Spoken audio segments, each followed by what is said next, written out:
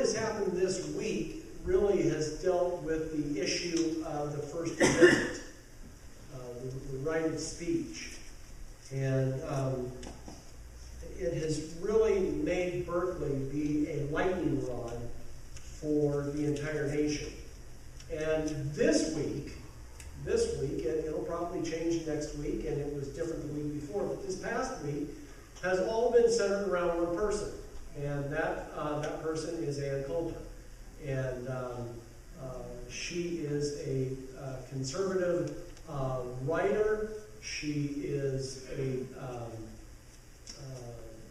a lightning rod. Whether you agree with her or disagree with her, she is a lightning rod. I want to read you an article out of the newspaper, okay? And I'm just reading directly out of the newspaper. I'm not here today in any way to make political statements. I want you to know that first and foremost right out of the chute. I'm not making a political statement here.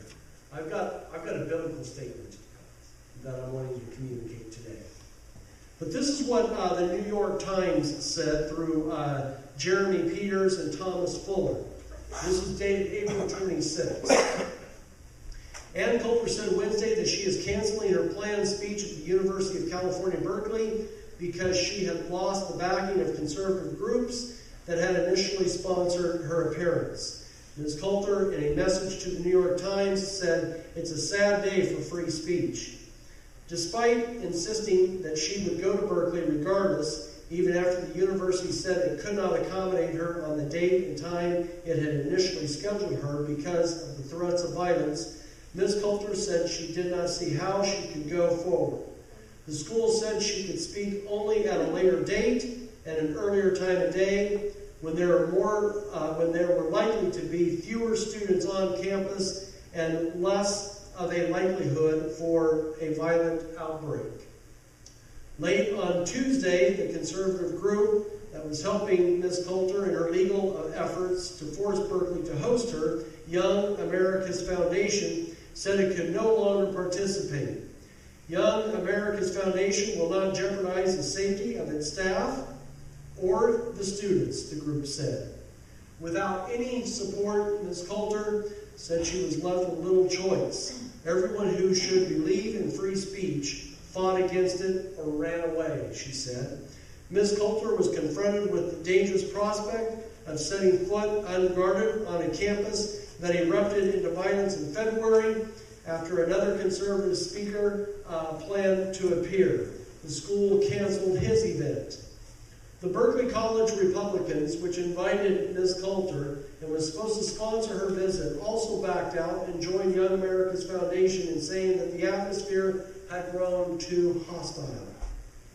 Administrators at Berkeley, who say Ms. Coulter is welcome on the campus when the university has an indoor protectable venue available, offered a day next week when students are no longer in class, a proposal that Ms. Coulter rejected. The Berkeley Chancellor, Nicholas B.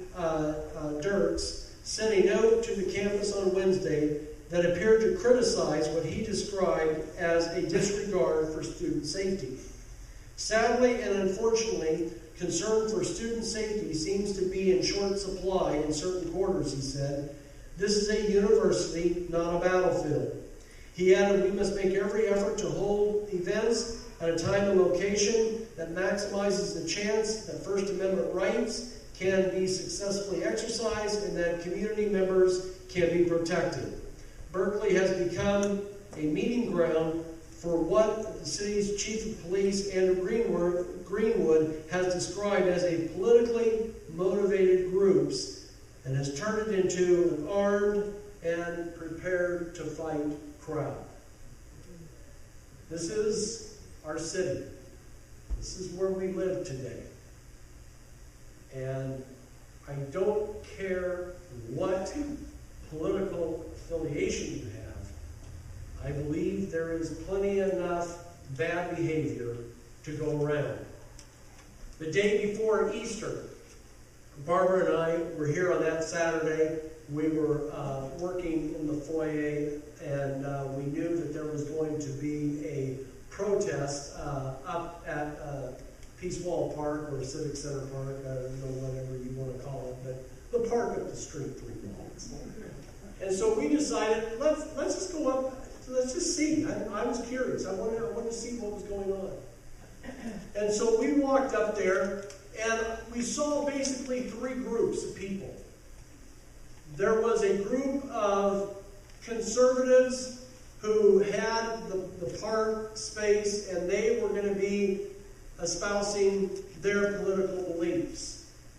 And then just off to the right on Alston Street, Alston Street, was a much, much larger group of liberals who were protesting what the conservatives were standing for.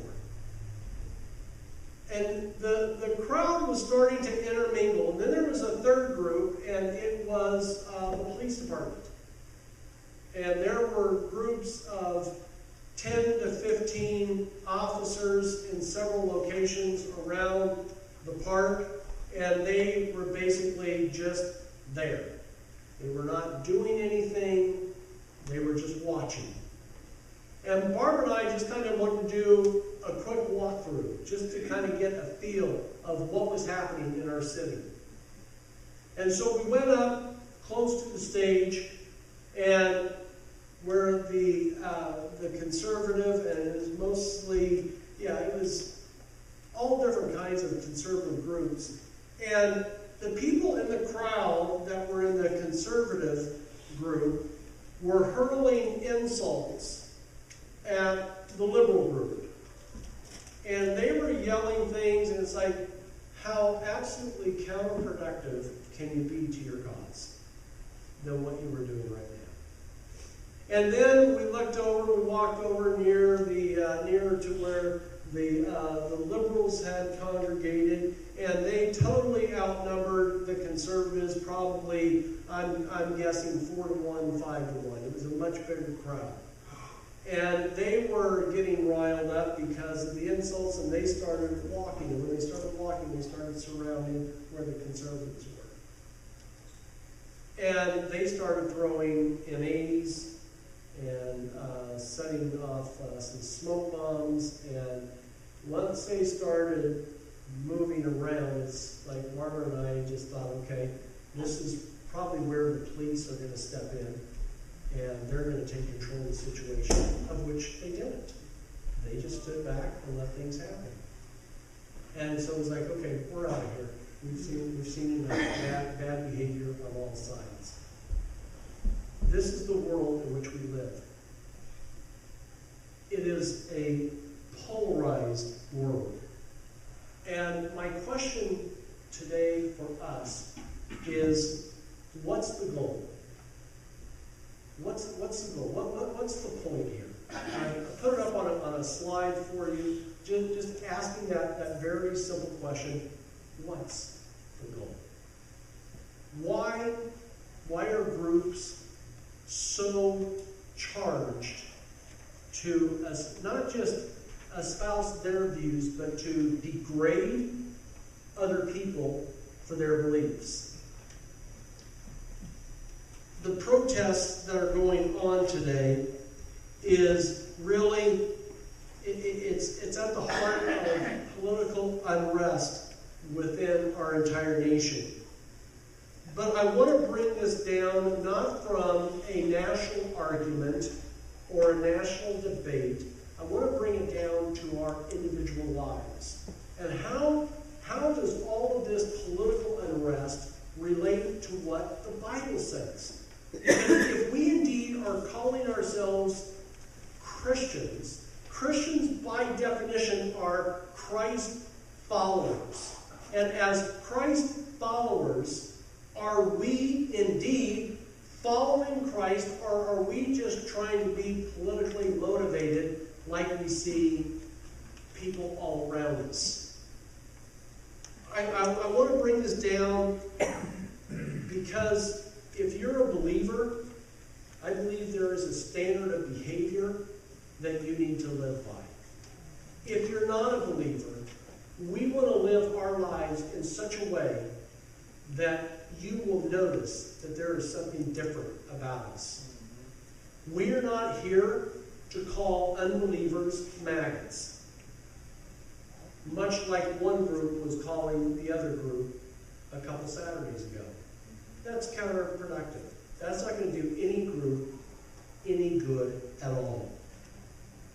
And so we come to where we are today, and I ask myself, in the midst of the protests that we were at, in the midst of the protests that I see on television that are erupting all over, what is missing from these protests?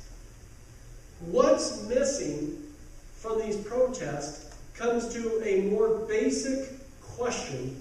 What's missing in my life? That I would allow my life to degrade to the point where I have to call somebody who doesn't agree with me politically a maggot. You know, you have to get pretty low to get to that point. Is that what the Bible would teach us to do? Is that what Jesus would teach us to do? Is that what Jesus did? You see, because Jesus lived in the midst of a very politically disturbing time. The nation of Israel was basically occupied by the Roman government. And there were two sides, two opposing political parties that were going at it. Of course, it was not a democracy that they were a part of. But the Romans had control over Jerusalem. They had control over Israel. So what's missing in these protests and what's missing in our lives? Jesus gives us a very clear picture of what's going on and of what's missing. When confronted with the political and spiritual climate of his day, he was asked by the opposing party a very poignant question. And the question, we're going to read about it in just a minute in Matthew 27, was one that was asked in such a way that it would indict or trap Jesus in what he was saying. So, let me read this to you out of Matthew chapter 22. This is what Jesus went through. Hearing that Jesus had silenced the Sadducees, the Pharisees got together, and one of them, an expert in the law, tested him with a question. Teacher, what is the greatest commandment in the law? Okay? Understand what's going here. You have two factions within the religious group. You have Sadducees and the Pharisees. Jesus had already shut down one of those groups with his comments and his questions. So the other one, they said, well, we can't just ask them. We need to send somebody who's really good. So they sent out their A-game attorney. And that's what they did. They sent out an attorney to go to Jesus. And basically what they were saying is, we want you to question Jesus in such a way that politically you trap him into saying the wrong thing. And then when we trap him into saying the wrong thing, then we can move on from there. And we can take control. So that's what's happened here. Teacher, which is the greatest commandment in the law? And Jesus replied, love the Lord your God with all your heart, with all your soul, with all your mind. This is the first and the greatest commandment. And the second is like it. Love your neighbor as yourself. All of the law and the prophets hang on these two commandments. So, what's missing from both sides of the political argument? One word. The word is love. There is no love. There was no love in the park the day before Easter. There was no love this week that I saw demonstrated on the campus of UC Berkeley. There was no love demonstrated from people in the crowd toward the police toward the crowd, conservatives against liberals, liberals against conservatives. There was no love. Love was gone. Love was not a part of it. What was on the line was people's ego, people's own will, people's own political bent. And it's like our nation must have tolerance. And tolerance has become, I will be tolerant of you as long as you believe the way I believe. Then I can be tolerant of your views. But if your views are different than my views, I can't be tolerant of that. Jesus did not call us to tolerance. Can I say that again? Jesus did not call us to tolerance. Jesus called us to love. And there is a big difference between the two. They were trying to trap Jesus in a political and a religious argument. And it was the argument of the day. Getting him to stumble into their trap was what the goal was of this particular attorney. So again, I ask the question of you and of me. What's the goal? What's the point? But let me bring it down a little closer to home. What's the goal? What's the point of my life?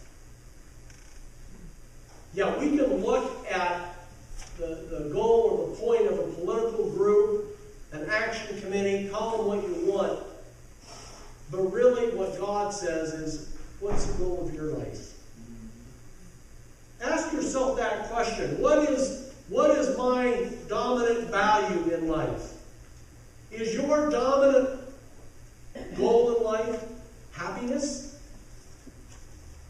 Success? Wealth? Comfort? Fame? To have fun? To be respected? Whatever your answer is, that is your dominant life value. And everybody has a dominant life value. Whether you acknowledge it or not, whether you consciously base your decisions on it or not, you do. You will base your decision and your actions based on what your dominant life value is. So I ask you to think about it. What is your dominant life value? If your dominant life value is having fun, then you will always choose to do the thing that is most fun. If your life value is comfort, then you will choose what is most comfortable to you. It's your bent. I have 4 kids. My 4 kids all have different bends in their life. I have one child who is extremely comfortable being where that person is today. They're very comfortable. Just, I don't want change. I don't want change. I don't like change in my life. Therefore, they don't change much in life. Maybe your life value is safety. And if safety is your life value, then you are always going to stay away from the more risky things in life. It's so funny because we have one child who really loves safety. And we went to my son-in-law's graduation at the fire academy. And after the graduation ceremony, they said, we're going to put on a skit for you. I'm thinking, a skit at the end of graduation? I don't think I've ever seen a skit. Well, it really wasn't a skit. It was a demonstration. And it was a demonstration of the tactics that they had learned in the fire academy. And like I told my son Kyle, I said, I always love a skit when it starts out with a helicopter buzzing us at 70 feet above the ground, just flying right over. And at the same time, a car is burning on fire. And what they were doing is, it was a demonstration of all that they had learned in the fire academy, how to vent a fire. And they had a fire billowing underneath that replicated a wood roof. And they showed how they cut sections of the roof out to ventilate it. And all these things, another car, it was totally crashed, and they were showing how they can cut off the top of the car and pull back the lid so that they could rescue somebody who was in the car. And the Black Hawk helicopter, it flies over, and while it's flying over, way up on this 5-story concrete structure is a guy that has jumped out and is rappelling down the wall. And it's like, oh, by the way, that's my son-in-law coming down the side of that building right now. It's like, he is more of an adrenaline junkie. So he really enjoys that high-intensity life. Other people, they don't want any part of it. It's like, no, thank you. I'm just perfectly fine standing right here on terra firma. I don't need to be rappelling down a building. I don't need to climb, the historical ladder. I don't need that in my life. But it's a life value. So every one of us has a life value. But really, God is saying our ultimate life value for the believer has to be and can be summed up in one word, and that word is love. That has to be our ultimate life value. That needs to be the guiding force in our life. And I'll tell you why that is so cool, because there are going to always be people in your life that you're going to disagree with. Am I right? Do you always agree with every single decision that your children make? No. Do you agree with every decision that your parents made? No. And those are supposed to be the people we're closest to. Do you agree with everything that your boss says? Let me bring us down a little bit more. Do you agree with everything you say? We don't even agree with ourselves sometimes. But Jesus says, underlying everything in your life is love. And if you will let love be your dominant life value, you will be on the right track. It says in 1 John chapter 4, verse 8, whoever does not love does not know God, because God is love. Yes, sir. Ooh. I would have loved to have gone to the microphone in the park a couple of Saturdays ago and said, people of the United States, you're missing it. You conservatives, you're wrong. You liberals, you're wrong. You're all missing. You're forgetting. Jesus came so that we would love one another. Oh, what a basic concept, but what a difficult tactic to live out day by day. You see, Jesus created you to love. He wants you to learn how to love others. I was joking before the service with Ronnie, and our kids used to be in a play at a big church every year, and it was called The Gospel According to Scrooge. And it was a Christian play, and it was a spin-off of the Dickens story. And Scrooge would always come in at the beginning of the play, and he was singing the song, I hate people. And it was like, wow, okay, there you go. And then further on in the play, he would be talking, like Ebenezer Scrooge, and he would just say, wretched people. And you know what? Sometimes as believers, that's kind of the way we are. Wretched people. I hate people. Why? Because, they believe differently than I do. And Jesus said, you're always going to be interacting with people. And I want you to learn to love them. Life really is the school of love. Jesus taught us to love. His disciples carried on his message. Now, Jesus, right before he is getting ready to perform the ultimate act of love that anyone has ever performed, he's getting ready to go to the cross. He's getting ready to lay his life down. He's getting ready to be turned over and betrayed by one of the people who loved him And yet, there he is in the garden setting, and good old impetuous Peter. What does Peter do as an act of love? He lops off a guard's ear. He pulls out his sword. What a lousy aim. I mean, really, Peter, that's the best you could do? You just get an ear? I'm sure Peter was aiming for more than an ear, but that's the best he could come up with. And Jesus said, wait a minute. This isn't the way my kingdom is going to be established.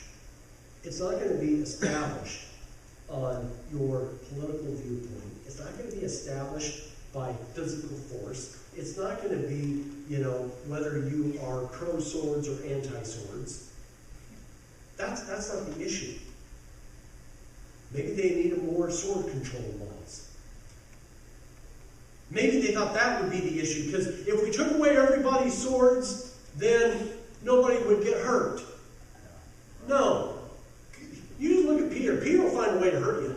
He was a fisherman. You take away his sword, he's probably got a fishing knife. Jesus said, you're not going to combat what is going on in the world by demonstrating violence. Yeah. You're going to demonstrate it through love. And Peter, I want you to listen to me. I love you. I love you. But you're off base here. But after Jesus goes to the cross, and after 50 days of basically being secluded and all huddled together, Jesus said, I want you to go to Jerusalem. I want you to go into this room, and I want you to pray. And they went into an extended prayer meeting for 50 days. And at the end of 50 days, the Spirit of God was poured out on them. And they came out different people. Here is Peter, the guy that lops off a guard's ear, the guy that denied Jesus 3 times and actually cursed Jesus the night that he was betrayed. He said, no, I don't know him. It was that same person that the Spirit of God came upon. And the Spirit of love was working in him. And Peter gets up on the day 51, and he gives his first message. His first sermon. I'll tell you what, I wish I could have the results that Peter had for his first sermon. Sermon number 1, over 3,000 people accept Jesus Christ as their personal Savior. Yeah. Whoa. What's the difference? Love. Yeah. Love. When he was simply trying to argue his point, nobody heard him. But when Peter brought it down to the simplicity of the love of Jesus, then people responded. Listen to all these people, and all these people at one time or another hated Jesus. Paul killed people and had people put to death. Paul had men and women put in prison. But this is what he eventually said. In 1 Corinthians 14:1, it says, let love be your highest goal. How about that for a dominant life value? Let love be your highest goal, but you should also desire the special abilities the Spirit gives. John, who was probably the most friendly to Jesus, he said this in 1 John 3:14. We know that we have passed from death to life because we what? We love each other. Anyone who doesn't love remains in death. You want to remain in your low lifestyle? Be a hater. Be a hater. It'll rob life out of you quicker than anything. James, the brother of Jesus. James, who really didn't believe in Jesus until after the death and resurrection. But he says this, if you really keep the royal law found in Scripture, love your neighbor as yourself, you are doing right. Amen. Peter, good old, I'll lop your ear off if I don't agree with your political stance, Peter. Here's what he wrote. Most important of all, continue to show deep love for each other. For love covers a multitude of sins. Yeah. If Peter could have just kept writing, he could have said, I know this best because I hated most, and I know what it's like to live in that hatred, and it's not worth it. Learning to love God, learning to love others has to be our highest goal, our greatest aim, our top priority, our deepest aspiration, our strongest ambition, our constant focus, our passionate attention, and our dominant life pattern. That's what we have to do if we're going to learn to love. If we're going to love God, and if we're going to love others. So, I have to ask the final question, why is it so important? Well, I'll tell you why. The more we learn how to love authentically, the more we become like Jesus. You see, God has not called us to become more like Ann Coulter. God has not called us to become more like Barack Obama. God has not called us to be more like Hillary Clinton or Paul Ryan. That's not what God's calling us to. God's calling us, and He's saying, look at my son Jesus. That's your goal. That's the standard.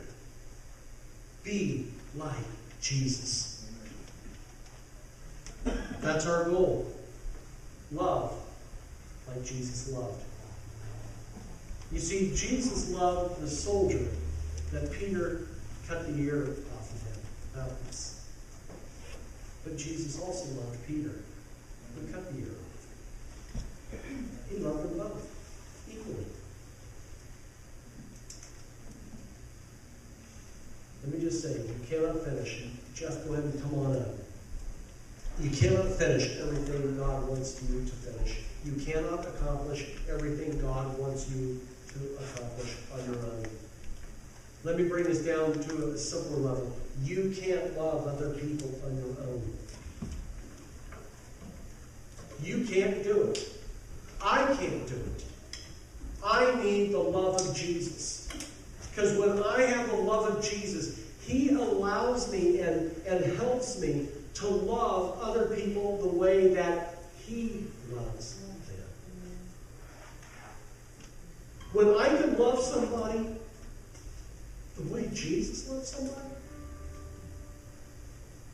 that's when I can effectively share the love of Jesus with them. But if I'm going to wear a political flag over me, it's not going to cut it. If I can say I align myself with this group or with this group, it's not going to cut it. The only way it's going to cut it is to say, I decide I'm going to align myself with Christ. And by aligning myself with Christ, I just say, God, use me. Use me however you want. That's what He wants from all of us. Would you bow your heads? Lord, we live in such a politically chaotic environment.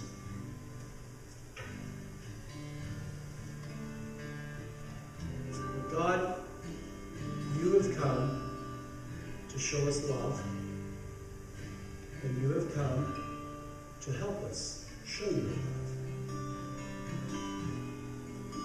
Lord, I just love the verse in Mark that says that you did not come to be served, but to serve, and to lay your life down to be a ransom for many. Lord, Mark 10:45, this is such a great word for all of us. We need your help. There are people that we are not going to agree with, that we live with. Lord, we may not agree on their job choice or school choice. We may not we might not like the color of their hair. We may not like the color of their clothes. We may not like a lot of things. But God, you have called us to love. And Lord, in and of ourselves, at best, we are capable of phileo love, which is a brotherly love. Lord, that's good. That's a good love to have. To be able to love mankind. To be able to love our neighbor and help them. But God, it falls short. Lord, what our world is looking for today is what is called agape love in the Bible. And that is simply that love that you loved us with. Because Jesus, when you died on the cross, Lord, that wasn't just a phileo love. That was an agape love. That was a divine love. That was a love that knew, before you even went into it, that there is no way that these people can ever pay me back. There's no way. But nevertheless, God, you came, and you gave, and you forgave. And I thank you for that. Lord, I want you to help us to love others. Lord, it may not be a love that we can have in and of ourselves, but through your agape love, through your divine love, we can love the unlovable. And Lord, I guarantee you, every person here has people in their life that are unlovable. Lord, we've all got them. People that have done us wrong. People that have mistreated. People that have taken from us. Lord, help us to love those people the way that you love them. Lord, let us come into agreement with what Paul said. Let us make love our highest goal. God, help us to be that kind of people. Lord, that's the way you are, and that's the way you want us. So go before us, I pray. I just want to ask a question, whether you're watching online or whether you're here live. I just want to ask the question. Do you want to love better? Are you tired of carrying the bitterness, the resentment? Are you tired of being wearied by other people who have done you wrong, and you need to get out of it? You know, I've never known bitterness to help a person with any problem that they have. Bitterness does not help, and it doesn't do anything to the person you're bitter against. Bitterness only hurts you. You're its only victim. We need to give the bitterness up. We need to give the hatred up. And we need to say, God, help me to love the way that you love. Help me to give the way that you give. And I'll thank you for that, Jesus. If you're here today and you would like prayer, you would say, you know what? I've got some people in my life that have done me wrong. I have some people that I resent. Might be a family member, might be an old friend, might be a broken relationship that you've had. Somebody has not treated you right. And you would say, you know what, I want to be free of that. And I want to be able to love in the name of Jesus. If that's where you're at today, would you just raise your hand? I want to pray with you. I'm not going to embarrass you. Yes, yes, yes, yes, yes. Yes, you can put your hands right back down. You know, all of us have been hurt.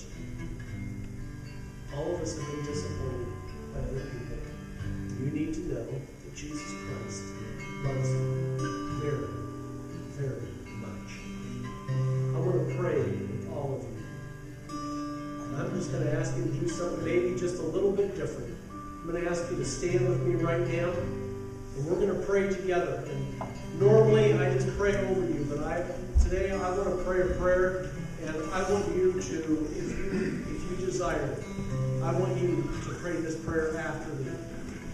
Dear Jesus, I come to you today. I'm imperfect. I have flaws and failures. Actually, I have sin. And I want you to forgive me of that sin. Lord, I have held on to bitterness and resentfulness, and I want to be free of it. Would you please forgive me and set me free of that? Help me, Jesus, to love people the way that you love people. I realize we live in a world that is politically charged and motivated. I want to live above that. I want to live on a spiritual level where I have communication with you. I want to do right in your eyes, Jesus. Help me, Jesus. And I'll thank you for it. Amen. If you prayed that prayer, meant that prayer in your heart, then you can live in Christian liberty. If somebody has done you wrong, you can release them. You can let them go. And God can start working in your life. I want to encourage all of you today. When you leave this place, go and love other people. That's what our Lord really needs today. May God be with you. I want you to know that I love you and that I pray for you. God be with you. Have a good day.